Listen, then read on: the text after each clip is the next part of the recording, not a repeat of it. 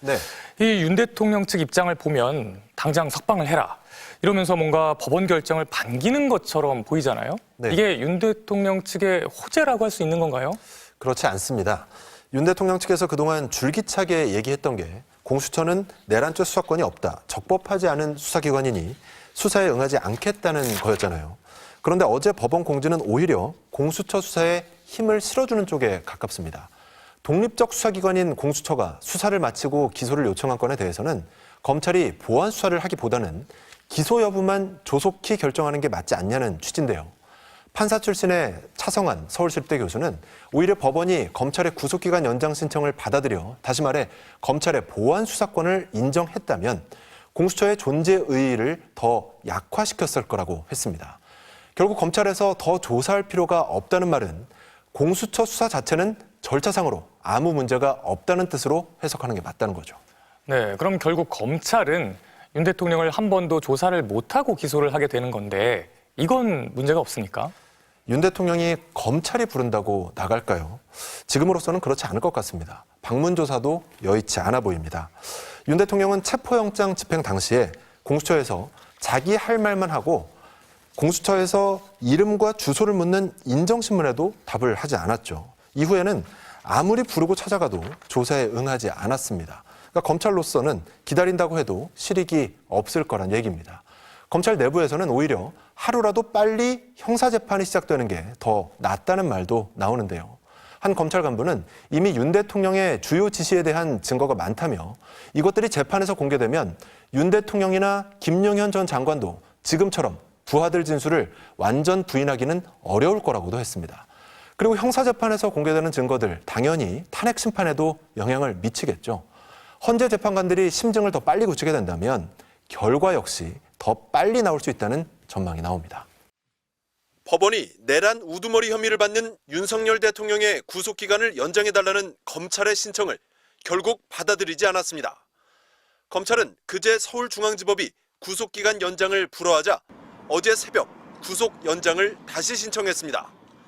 하지만 중앙지법은 어젯밤 구속기간을 연장할 필요성과 타당성이 인정되지 않는다며 또 불허했습니다. 공수처가 수사를 끝낸 사건을 검찰이 넘겨받은 경우 적극적인 보완 수사보다는 신속하게 기소 여부만 판단하는 것이 독립수사기관인 공수처 설립 취지에 부합한다는 겁니다. 이로써 윤 대통령의 구속기간은 내일 밤 12시에 끝나게 됐습니다. 통상 구속기한 전날 기소를 하는 관례에 따라 검찰은 당장 오늘 윤 대통령을 재판에 넘길 것으로 보입니다. 12.3 계엄 사태가 일어난 지 55일 만입니다. 공소장 작성 등 기소 준비에도 시간이 빠듯한 만큼 윤 대통령 조사는 이뤄지지 않을 가능성이 큽니다. 검찰은 이미 공범 10명을 구속 기소하는 과정에서 증거를 상당히 확보한 만큼 윤 대통령 조사 없이도 공소 유지에 자신이 있다는 분위기입니다.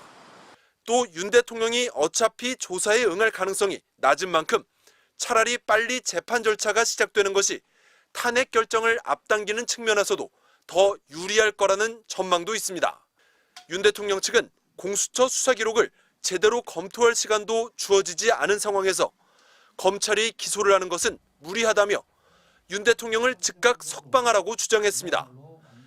윤 대통령이 구속 기소될 경우 최장 6개월 동안 구속 상태로 구치소와 법원을 오가며 1심 재판을 받아야 합니다.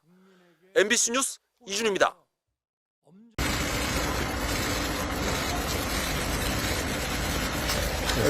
네, 국민들 앞에 좀 버벅거리지 않기 위해서 제가 좀 적어왔습니다. 네, 양해 바라고요. 제가 이 브리핑 준비하다 보니까 이 기자님들이 얼마나 노고가 많으신지 알겠습니다. 특히 우리 청사 사정이 너무 안 좋아가지고 울타리 밖에서 너무 고생시켜드려서 제가 마음이 참 많이 먹먹하더라고요. 네, 시작하겠습니다. 우리 공수처는 12.3 불법 비상계엄 사건에서 법과 원칙에 따라 수사하여 내란 우두머리 등 혐의가 있는 윤석열 대통령을 지난 1월 19일 구속하였습니다. 앞으로도 원활한 공소 제기 및 재판을 위해 검찰 등 관계기관과 긴밀히 협의하여 공수처의 역할과 책임을 다하겠습니다. 다만 정당한 법 집행에 나선 공수처 수사진하고 그다음에 영장을 발부한 법원이 불법적인 폭력으로 침탈당한 점에 대해서는 매우 유감스럽게 생각합니다. 그 과정에서 부상당한 경찰관님들하고 법원 관계자님들께 심심한 위로의 말씀을 전합니다. 다시는 법치주의를 심각하게 훼손하는 이러한 사태가 발생하지 않기를 바랍니다. 대통령 측에서도 사법부의 결정을 존중할 필요가 있다고 생각합니다. 이의가 있는 부분은 법질서 테두리 내에서 불복 절차를 따르면 됩니다. 앞으로 공수처는 비상계엄 사건에 가담한 대상자들에 대해서 지위 고하를 막론하고 엄정히 수사하겠습니다. 감사합니다.